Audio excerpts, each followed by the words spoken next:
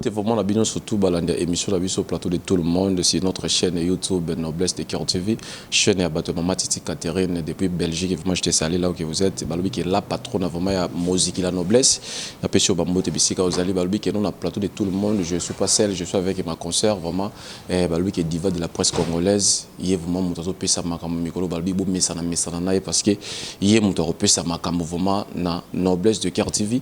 Et si tokoki koloba tous en invité la biso alelo na kombo ya papa na biso boyebiye ayemba banzembo ya ndenge na ndenge bandoto doki okeno e cartona et je crois qu'il y a déjà ndoto boyebi déjà keno la personne autozo lobela vraiment la kati ya émission na biso lelo na kombo ya papa Bali Bambi vraiment oyo azali lelo biso tout bon selonga nayebi ki azalaki musicien chrétien mais lelo subitement to comme que papa comme pasteur c'est ça qui notre yambi vraiment na kati ya émission na biso na concert na ma concert na kombo ya diva de la prince to zuye vraiment place moko boye ya bien ya kitoko to meke pe ko sola na ye na kati ya émission na biso plateau de tout le monde et tout les kana koyeba vision ya pasteur na vision ya chantre pourquoi aponi vision ya pasteur na minute oyo to les kana recevoir na kati ya émission na biso et vraiment botalara ampadi nanga déjà na koloba na cameraman nanga beka ale kana fongola caméra vraiment to les kana recevoir na papa na biso oyo to yambi na kati ya émission na biso lelo na lobi na mbote papa. Bonjour Bonté. Oui papa, je crois que non, c'est la première fois que je suis en Nande Konanga moi aussi et je crois que dans PCP micro pour PAP son beauté première fois que je suis sur une émission Nabiso plateau de tout le monde la chaîne Nabiso Noblesse de Cœur TV et appréciation d'abord n'engue to eko suspend d'autres aussi d'oko place au vraiment appréciation d'abord ezanine. Premièrement, je commence par louer Dieu dans Zokumisa Nzambe parce que Zamalam Kokuta na boye une émission, ça fait aussi longtemps que j'avais un peu essayé de suspendre la bande qui participer vraiment dans l'émission mingite vie charge au ngana koma kinango le susu au nzamba ba kisikati nanga comme berger comme pasteur nazo sepela makasi vraiment c'est une chaîne au ngape na landaka parce que naza trop connecté na katia ba chaîne pour na kolanda ba actualité impression nanga d'abord eza malamu parce que vous avez fait votre boulot, vraiment un vrai journaliste, Azamuto investigation, Azamuto Lukaka qui est dans la source, de venir me chercher jusqu'à la source. Vraiment, je suis très impressionné, puis très touché. Donc, coup de chapeau pour ça. Merci. Vraiment, on a repris ça vraiment micro et puis donc il va le diva de la presse congolaise. Il est les capés la repris ça mot et pas invité na biso. Après ils ont question sur micro tous les carreaux sous terre opposé vraiment papa na biso la question au vraiment tous les là qui ont vraiment na journée à l'élo tous les carreaux solara beka tozana yo. Mbote na balandinyo surtout ya chaîne na biso la noblesse du cœur eza bongo la diva d'or de la presse donc ezanga bomesa na nga ming po ezande nga ming na noblesse du cœur. Non pesa invité na biso Mbote na kombo ya pasteur Bali Bambi. Merci beaucoup. Oui papa, je crois que non tu as bien émission na biso tout ça d'abord notre poste parce que ngana yebi que no yo ozaki chantre au biso to yebi o yembi la biso nzembo mando to over matoro ba que non na tawana ezaki vraiment coup de chapeau et vraiment pourquoi nzembo wana ndoto vision d'abord au bimisa nzembo wana ezaki d'abord nini. Bon, vision d'abord, il y a Koyembe Lanzambe, et un canal par lequel aussi tout ça l'évangélisation. On peut gagner une personne et pas Nzambe par le comportement. On peut gagner Moutou et pas Nzambe par la chanson, tout comme par la prédication. Donc, Ezamakabo Nzambe a Sabatu. Donc, on ne devient pas chanteur ou serviteur de Dieu. On est serviteur de Dieu. Parce que Dieu a dit à Jérémie, je t'ai connu avant que tu sois même formé dans le ventre de ta mère. C'est-à-dire que tant que tu tamaka, attendez que salamu salaboye, au koye kolanayo peut-être pour un principe, on se met d'abord l'ikabo. Ce qui est l'ikabo, on a que salamu normalement bien. La chanson d'autres là, tu autres, ils ont le banzemboyon son ayemba, mais ça pour faire comprendre que mutunyon soit en ambition. Ambition tant que na katia mutu eza invisible ozo mona moi si azana posa libala azola la na tatu mi mona latival mais ala asito kabo azana mbetu ya famille na bango Donc eza ndoto na vie na ye mais mukolo ekola tanzoto mukolo komona ngo alati pe val afani na ndako libala azolo bandoto na ngai lati nzoto ndoto c'est toute la vie mutu azo rêver musala moi na classe azomona baninga mususu bazo coller bango ba grade mais mukolo pe akosisa pe classe eza ndoto ne lati nzoto mais le véritable rêve pour nous les enfants de Dieu eza rêve ya que tozo salela muto tout monate nous les servons par la foi. C'est le Seigneur Jésus-Christ. Tous en a pour ça qu'un jour, Zambo tozo salela, to monayete. Ne Bible lobi que to fanda ne mesamoko. Toi en a pour ça qu'un jour eko kisama. Donc c'est une chanson oyo na kenda ki mpe musika na réflexion. Talaka nzembo ezalaka mukuse mais makambo ezala ki ebele. Mais na ba émission bonde to meka ko expliquer. Makambo ezala ebele c'est pourquoi on a donné l'exemple de Joseph qui avait fait un rêve. Moi, dans Zambé, Moutounion, son avis, il faut tirer très attention avec Bandoto Nayo. À venir à Moutoueza lié pe Nandoto Naye. Au koku faliwa moko bo Nzamba la kisayo. Parce que Nzambé, na makamuna ya linga ko surprendre bisote. Nzamba linga bisotro. Au komo na liwa moko accident moko ezali boso. Mais au moni na buto lali. Nzamba la kisho accident. La Bible dit que Dieu parle tantôt d'une manière, tantôt d'une autre, mais on ne tient pas en compte. Donc, et Seigneur Moutou attirer très attention dans d'autres. Au Sambelaka, Dieu nous parle comme tu es un être humain. Aux antabaté, nous amé à l'obelaka. À quoi que soit venir, il y a l'obi na yo. Les lozonyo comme aux autres la makolo, aux autres zangana 100 francs. Mais zamba zotali sayo fani kata banda quoi bien. Mais ce qu'on s'accrocher, ndé loko ezakati na yo. Il faut maintenant prier pour eloko wane bimalibanda. C'est ça ce que nous avons. Qu'est-ce qu'il peut faire maintenant? C'est que où est Kati et Bimalibanda, c'est de marcher dans la crainte de Dieu. Parce que ce que les locaux diable à combattre dans la vie à Moutou, c'est l'accomplissement des promesses. Moutou nyon son a samoui, azala sambela, azala sambela kate, azala ka fruit d'azar na samoïté. Dieu a toujours un plan merveilleux pour tout le monde. Mais il veut pour que ces projets, pour que ces promesses soient activées et se manifester, vous allez connecter avec les hommes de Dieu. Vous allez connecter dans l'esprit supérieur. C'est pourquoi les occultistes aujourd'hui, les sciences occultes et les autres, qui nous dans la vie à Batoizanine, diable a pambola kate. Il part seulement activer ce que Dieu a mis en toi, ou yoko kako activer. Et tant que vous activez un webi milibanda, au lieu de peso ya ngonyoso, vous kabola siko. Vous comprendre. Le problème maintenant c'est d'être patient. Il y a par quel canal? Seul canal, c'est marcher dans la vie de prière. Nde ya mingi salakake, ou ezalaki ndoto, et là tanzoto na vie amuto. Ok, merci beaucoup vraiment Boyo Kinenge papa pour notre émission vraiment lelo tous on a besoin vraiment d'enseignement, tous on a besoin d'enseignement parce que mutu yambi as un pasteur, as un chanteur, voyons vraiment que nous tous on a besoin vraiment d'enseignement et papa les qui na reprendre vraiment et nzembone wana ya ndoto wana mais avant tout ce on a peine continuer sur nos questions nanga na baiki nous tous accompagner na ma concert nanga na combat divadeur de la presse congolaise et à les questions sur peine kozwa micro à les reposer quelques questions na vraiment na papa na biso oyo Toyambi lelo vraiment na sabino vraiment que non balanda émission biso plateau de tout le monde bon message parce que plateau de tout le monde les a divadeur vraiment bon message vraiment bon message et que ça là quand même bien papa na ngina tuna na ngina lo babo banda osaleli biso nzembo wana album wana na loba album ndoto la tinzoto ti lelo toyoka kasusu au sala sous album te donc au tiki no mamba ko yembela nzambe o mi pesi mingi na makamba côté na ki pasteur tonde ni papa non ngai na bac na ngai na ku koloba ke na palmarès na ngai la diva d'or il faut to mesana na yo ne to zoloba ke ba mesana na diva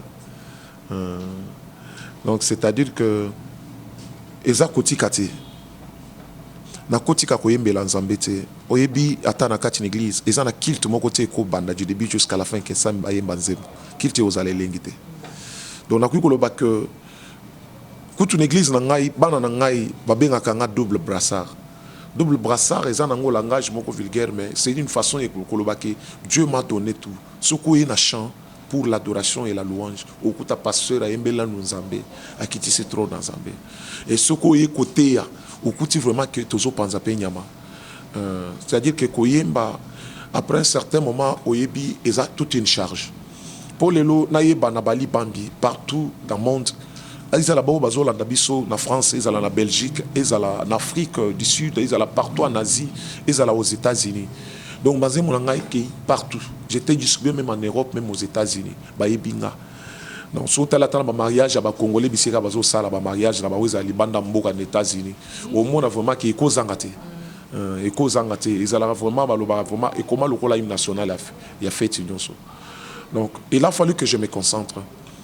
Pour nabi mana comme abalindengi wana ina nazwa kitan et belé et le temps nous amba jeter pe charge il y a que naza la pasteur responsable il y a communauté pe munene ACK où y moko l'évêque Pascal Mukona l'homme du retour à la parole de Dieu que j'appelle coach a jugé nzamba lobeli qui a responsabilisé nga. Je suis pasteur d'une grande église donc je dois prendre, il a fallu aussi que je me concentre na suivre des lièvres à la fois. Aux hommes, il a fallu stabiliser l'église et par après, je peux entamer les deux. Quand ça, l'album, ça demande une concentration. Nous avons une concentration, ma casse, pour composer, ma texte, ça bien, ma base, elle édifier. Et mélanger les deux, c'est pourquoi mon qui tend mon roi.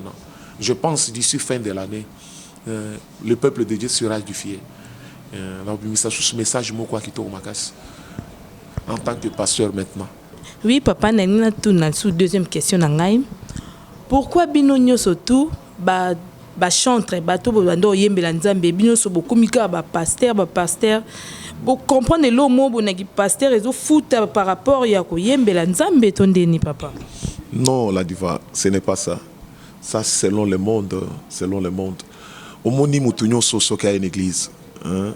Oyo aya une église mbalani liboso abongola mutema mbala moko za pasteur azate mutu nyonso aya kabiso nyonso to bandaka na koza la bandimi ulungwe na kibandi bundimi wana soko za na protocole te uzata chantre na chorale uzata intercesseur uzana musala mo quelque part en entretemps na koyekola ba ko responsabiliser yo. Moi je peux vous dire que c'est depuis 93 que j'ai reçu Jésus-Christ dans ma vie. Depuis na banda koyembela nzambe eza na banze mususu nanga mususu eyebana na bimisango anonymat mais eyebani na Kishasa eyebani na ba monde mususu mais bato bayebite kezanga nzembo lokola bandoki basuki ye bacholi basuki ye baini na ngai batikali na soni ye na pambola mae na kombo na Yesu eyemba maka na basifem si babisiki ebele mais na bimisango Kala. C'est-à-dire que Dieu me préparait pour ça. Les lots par exemple, nous avons benga confrère, collègue, pasteur Moïse Mbie, collègue à Toms. Mais c'est ce que je dis. Même moi aussi je chante. Non, je lobby que pour nani biso ba chantre. Tout le monde est boye. Na qui passer des eaux futa. Non, musala na nzambe obinde to bana wosala. Lelo na musala nanga koyemba na voyager un peu trop. Et ça problème c'est une charge de plus tant nzamba moniko komeli. Dieu a besoin de la maturité. Et puis quelque part dans son fond la mémoire na yo. Yeba ki na création tant nzamba kela ki na jardin d'Éden. Atikala ko kela nyama moko taza bébé. Akela ba nyama nyonso lion zo mono. Akela lion ya mwana moki azala kite. Akela Adam mobali mbala moko ya mobali na mandefu. Adam surtout katala Eve boyoko moi sina mabele.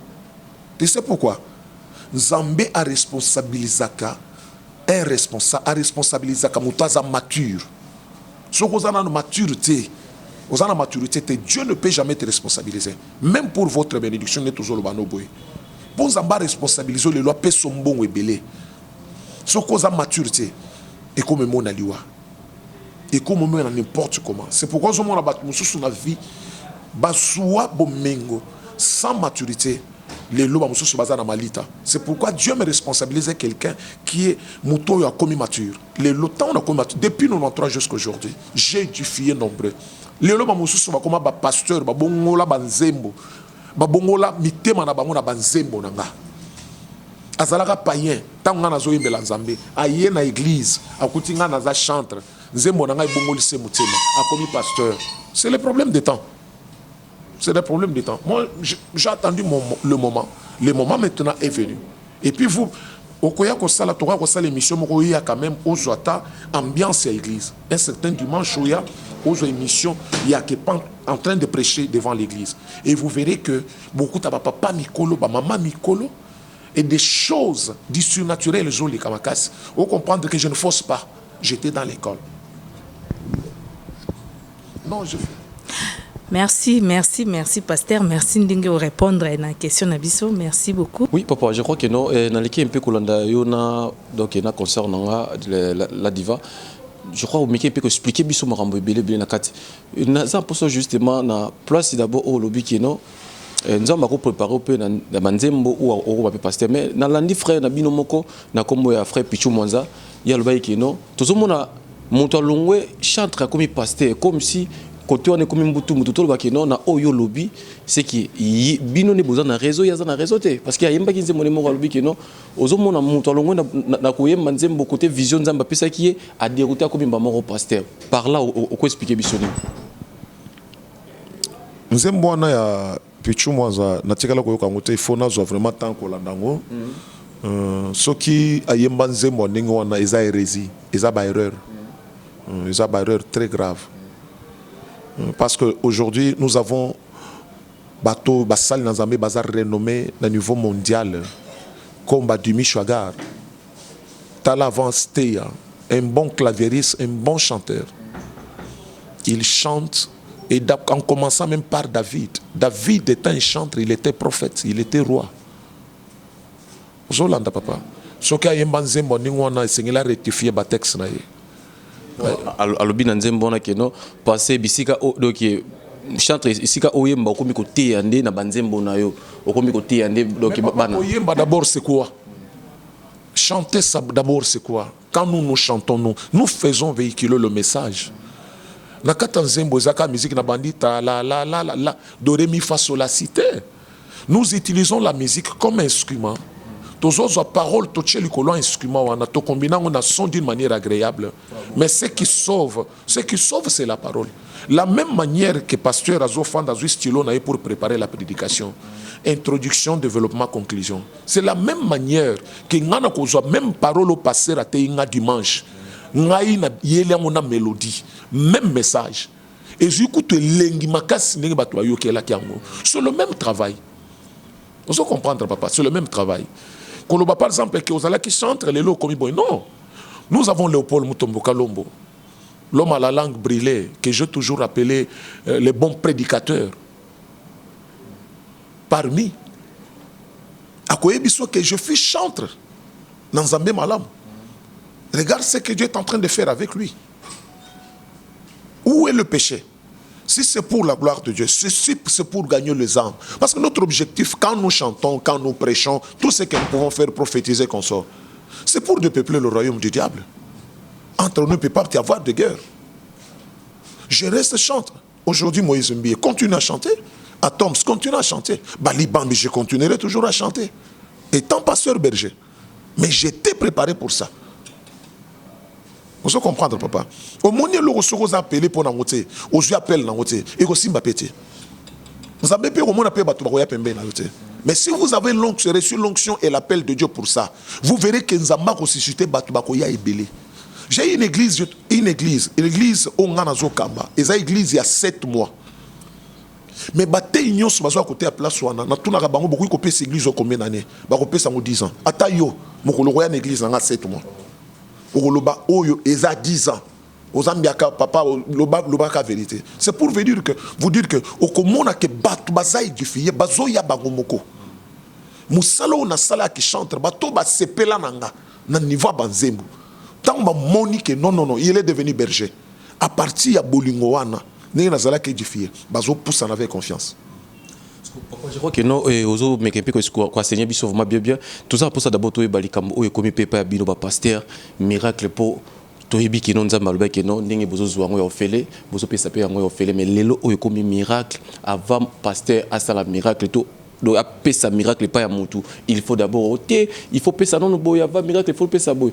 Est-ce que papa la biso bali bambi yo posera même objectif na ba pasteur msosoana yako ava payer ça miracle, il faut d'abord et au payer ça moi quelque chose pour oser miracle.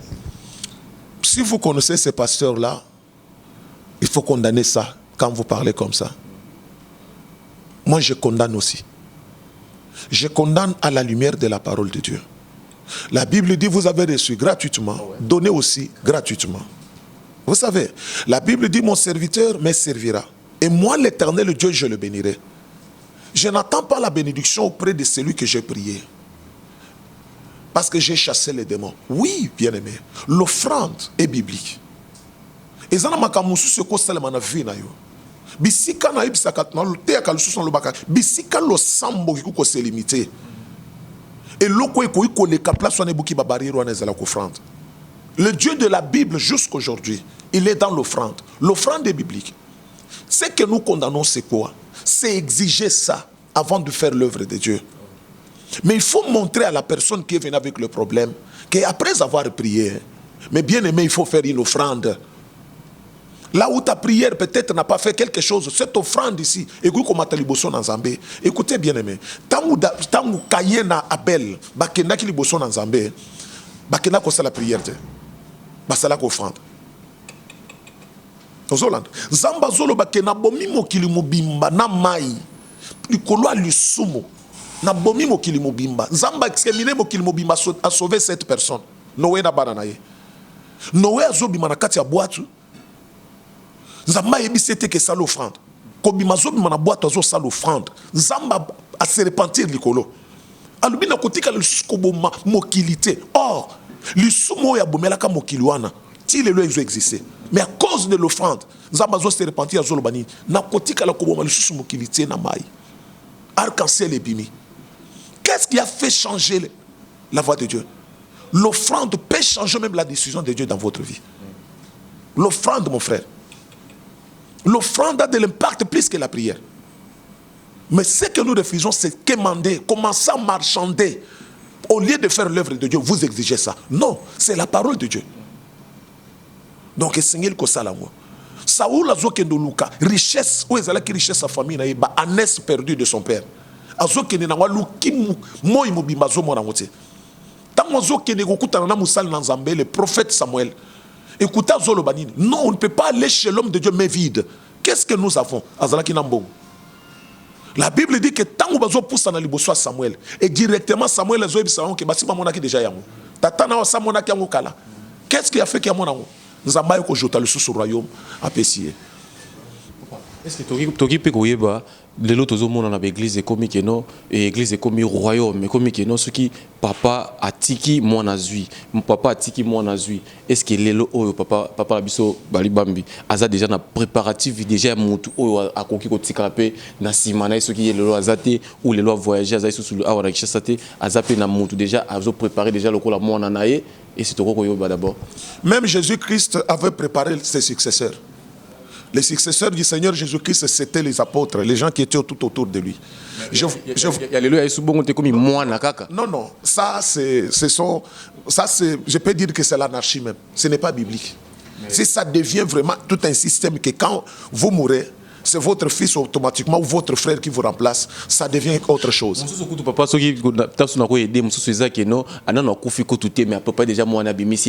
tout le monde a l'église des alliés papa, ils ont boutique, ils ont boutique, surtout Babylone au ministère. Non, non, il ne faut pas citer les noms pour citer. On n'extrapole pas la situation d'Abisso, toujours généralisé. Il y a la particularité.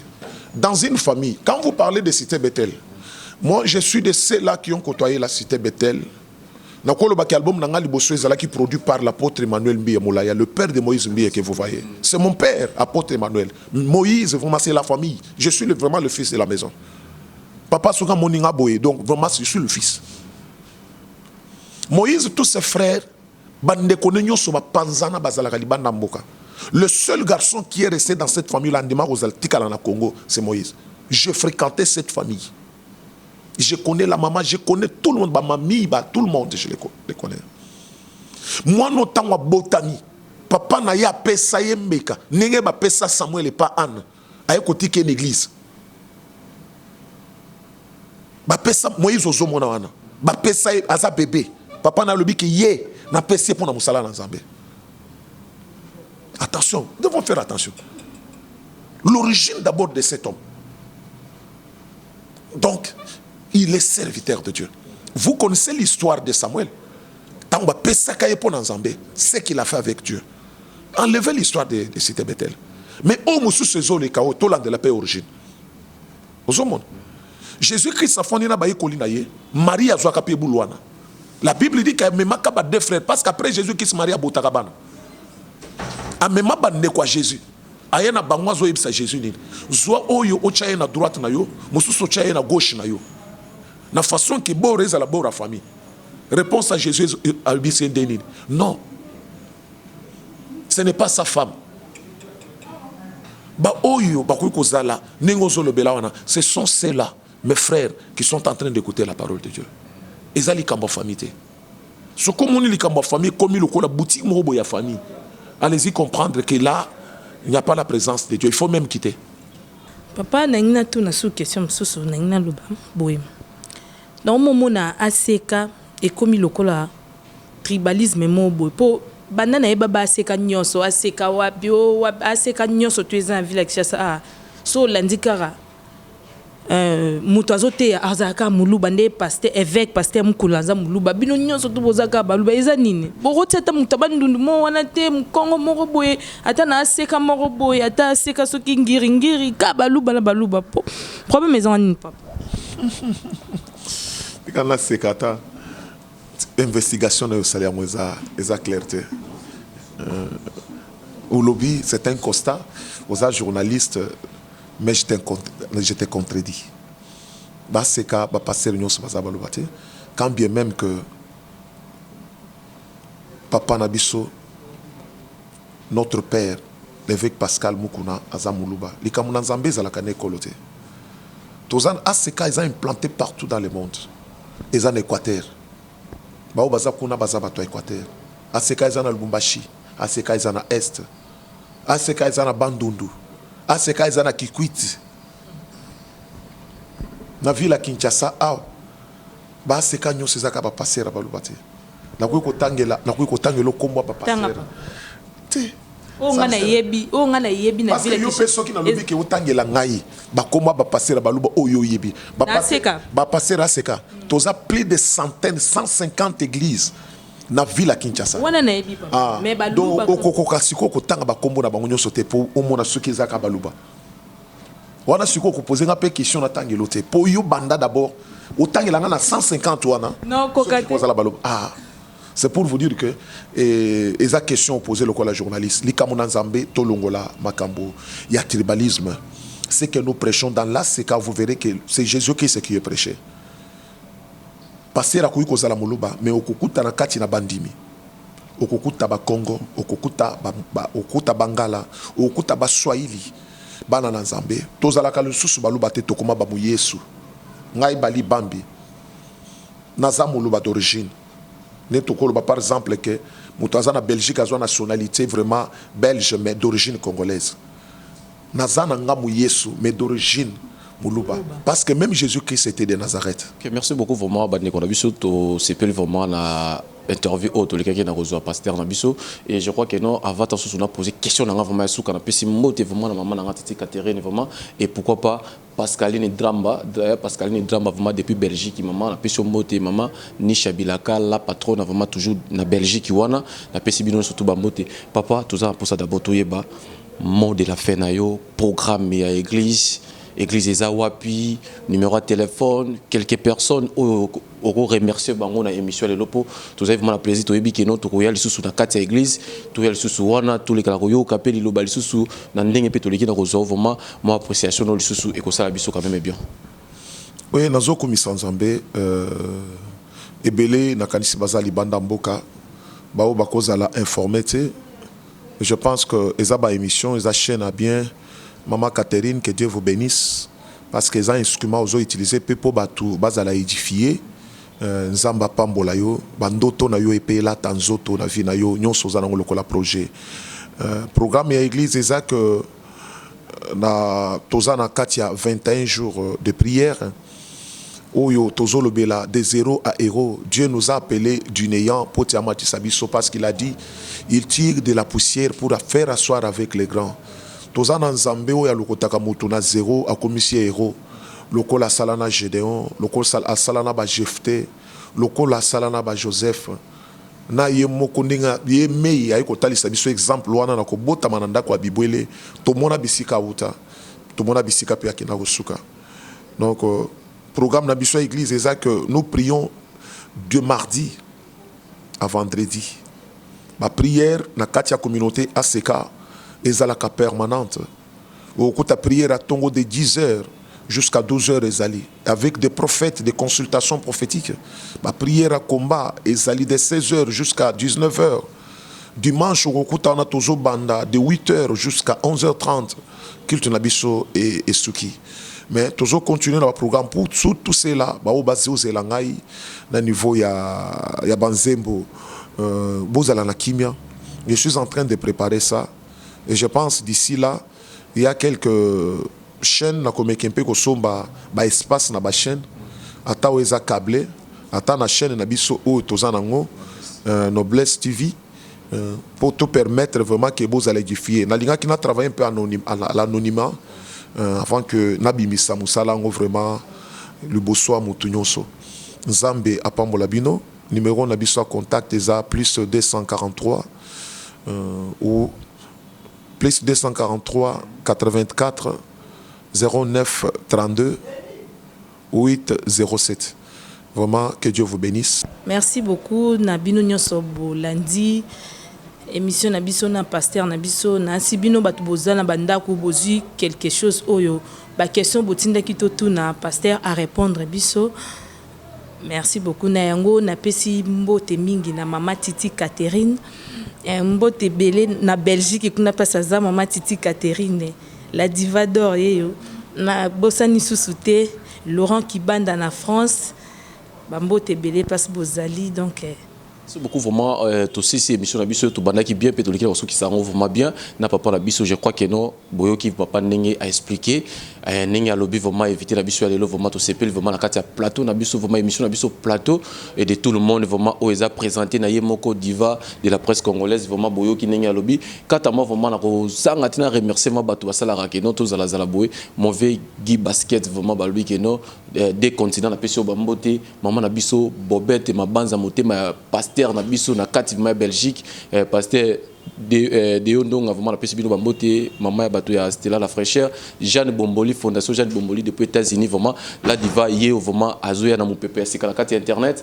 na pesi sous moti na sœur nanga Nadine Moulasi je l'appelle vraiment Western Union c'est quoi et mutako tsanga Western Union vraiment ma kolongo na pesi mbote na pesi sous ma concert Camo Lopez vraiment na niveau ba kini na pesi bambote bisika ozali na pesi sous mbote na massa nanga Jean-Louis bambote no ebelé pourquoi pas maître Ali Fatom na pesi mbote vraiment bisika pe ozali na pesi sous mbote na ngai na Bella Alice Apolline Nyembo vraiment maman na Ferland wana mama bana 4 vraiment bana basi na pesi mbote bisika ozali to ko saka bino kaino bo s'abonner massivement sur notre chaîne YouTube Noblesse de Cœur TV et vraiment balubi que no bo la vraiment émission au plateau de tout le monde avec divador de la presse congolaise balubi que no yende makambo na minute oyo na bi que no ingénieur a commencé à biso signe na pesi sumbote na Renate Mbio fondation RM wana vraiment na bo ara toujours bango parce que bango bato basala biso to zala kaka ndenge zala kaka. Merci à toi aussi ingénieur Beka vraiment na service au Salibiso to kuta na bino à la prochaine numéro wana kaka bobenga numéro wana et bobenga benga diva de la presse congolaise pour na ba reproche pour na ba remarque azawana akoyamba bino to kuta na bino na mbalasima bye.